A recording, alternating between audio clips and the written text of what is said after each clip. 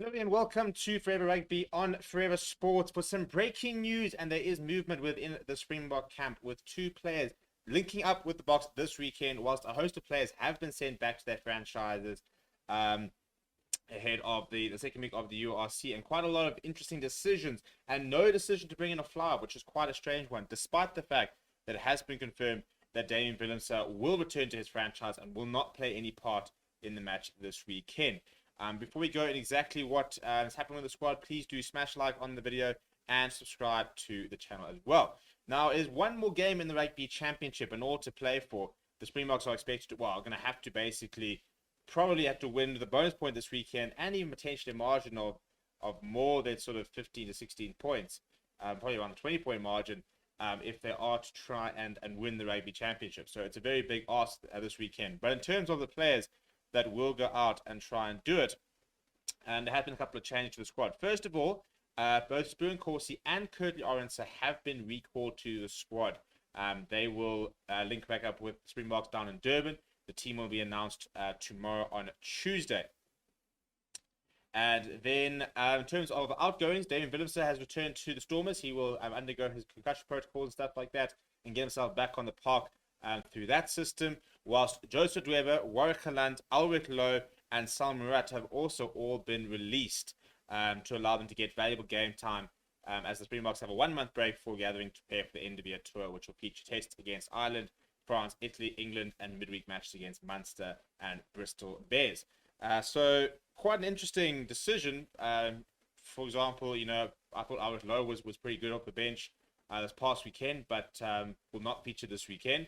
And we probably knew that Warwick Galant and Joseph Dweber probably weren't going to be part of the 23, except for the fact that we haven't brought in a fly half. So immediately you probably expect Francois Steyn to start a fly half this weekend, but I don't know who the replacement. You have to look at sort of your Billy LaRue's, Faf de Klerk, for example, someone who's played there.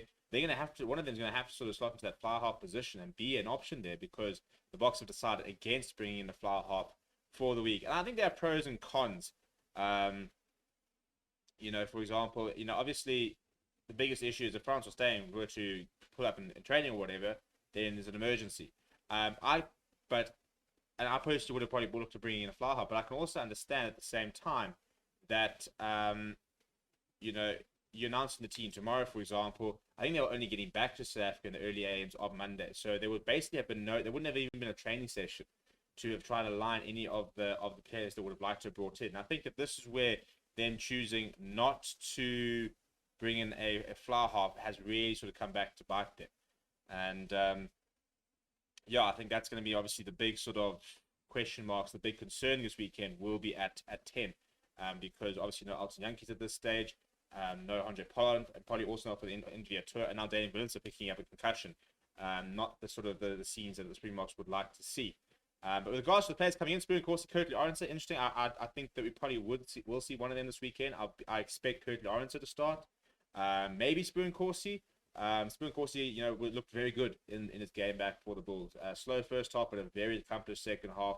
I personally would have left him at the Bulls and then sort of get back to full fitness. I think ARENDSE would have been more than enough cover for this weekend. But with releasing Galant, one imagines as well. For example, if we could be covering 10, they might be looking at a different fullback, and maybe ARENDSE could be looking at playing fullback this weekend, for example, if Leroux were to be covering 10 or the likes. So very interesting to see what the team we will see tomorrow will look like. In terms of players returning, Warwick Galant, feel sorry for him. Don't feel like he really got an opportunity. I think hopefully we'll see a bit more of him in the end of year tour. Sal Murat, Alric Lowe, and Joseph Dweber. Joseph Dweber didn't really take his opportunity. I think it's very much an opportunity missed. So I think it's a good thing to send him back. Hopefully we'll see him for the Stormers this weekend, potentially maybe off the bench. And we can get some game time in, and we could try and sort of get him back up to form. And I think that, for example, Sal Murat as well, not going to play this weekend for the Boks, so might as well be playing back at the Stormers. So hopefully we will see these players all back with their franchise. I'm sure we'll see Alric Lowe, but then Warwick Galant will be going over to France. And hopefully we'll start seeing him in top 14 in a couple of games before the end of the year tour. But let me know what you think down in the comments below. Should the Springboks have been bringing in a fly half? Are they going to be able to cope? Let me know what you think down in the comments. Please do smash like on the video and subscribe to the channel as well. Thank you very much for watching. My name is Steven. I'll chat to you soon.